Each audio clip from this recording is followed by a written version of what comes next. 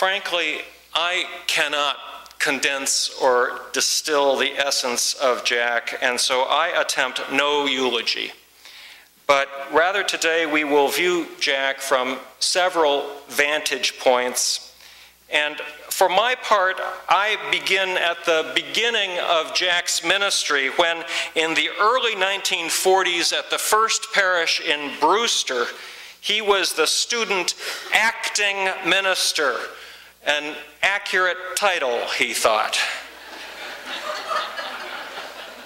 And where Jack was also the second baseman of the Orleans baseball team in the Cape Cod League. Note the box score on the back page. In 4 at-bats, Mendelsohn got 2 hits and scored 2 runs in a game where errors were many on both sides. This is Mary Oliver's poem, The Poet Goes to Fenway. In the language of baseball, I am 3-2 and not so nimble as I was once. And the game at the moment is indecisive. There are many poets who love baseball, which is, after all, a metaphor for many things that happen when there isn't a game. The ball gleams forth and high, and maybe it's a hit, or maybe the runner is out. Nothing is certain except the way the old players hang on to their smarts, their prowess, as long as they can, while the luminous young keep showing up, so swift, so quick, with such light in their eyes and such beautiful swings. Jack's vision of liberal religion, Jack's social vision, Jack's entire ministry has been devoted to urgently reminding us that we are, as a society, 3-2. Our American society, our world really is about as close as we can come to being called out. Racism, sexism, militarism, elitism, and all the rest, you know what Jack has been talking about all these years. We are down in the count, Jack would say. We've missed some tough pitches, blown some golden opportunities, we've been fooled, we've swung wildly, we've looked bad at the plate, there have been bad calls. Those on the mound in power are intimidating. We are in significant danger of being caught looking or being fooled again, striking out. We may well be down to our last out, but we are but 1 pitch away from losing this game and oblivion. Then again, in this at-bat, we've also had some good breaks. It's late in the game, but we are still playing and all is not yet lost. Best of all, we have worked the count full. The game at the moment is indecisive. What we do or do not do now is what matters, and it matters intensely. Jack often recalled the words of one of his mentors, David Reese Williams, who said, we are the indispensable link between the world that was and the world that is to be. And so, at 3-2, we are the indispensable link. The ball gleams forth and high. Jack knew the downside, the ample reasons for pessimism. He was not an optimist, but he was not intimidated by big arms. And he was ever hopeful because he also knew that we face not only challenges, but we face possibilities that are high and gleaming. And maybe it's a hit, or maybe the runner is out. Nothing is certain. A better world is possible, and the ball gleams forth and high. This was Jack's social vision, but I think it was his personal vision as well.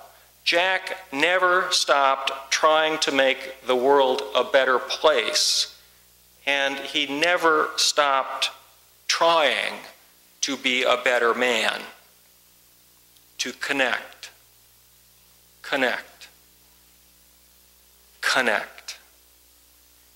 The ball gleams forth and high. Jack's heart did sometimes blunder, but his was a powerful and beautiful swing. I will share a personal remembrance also. Though in the 1960s I was growing up in Chicago while Jack served the Arlington Street Church in Boston, I have known Jack since I was a young teenager. Elected a youth delegate, I came to Boston in 1969 for my first Unitarian Universalist General Assembly.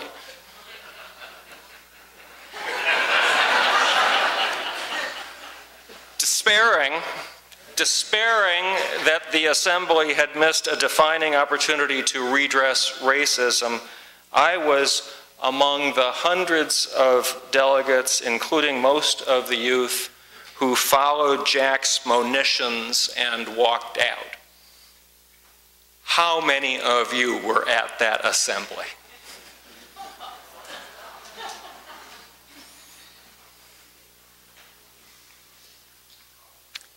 Tears streamed down my cheeks and my vision blurred amidst the lights of TV news cameras. We encamped at the Arlington Street Church, and Jack, of course, was at the center of the action. The atmosphere, however, was not despondent. It was righteous and it was mobilizing. We were rallied by seasoned veterans like Jack and Steve Fritchman, but it was more like an Occupy site. Part protest, part teach-in, participatory, rich in diversities of age and race, lay and ordained, ragtag, but robust. We strategized and sang, we tended to our wounds and fortified our spirits. We learned to follow and to lead. An old photo in a UUA publication shows me speaking from the Arlington Street pulpit before a motley congregation strewn about the sanctuary, legs dangling from the balconies. It was history-making and it was hopeful. Could anything have been better? Feel free to dangle your legs.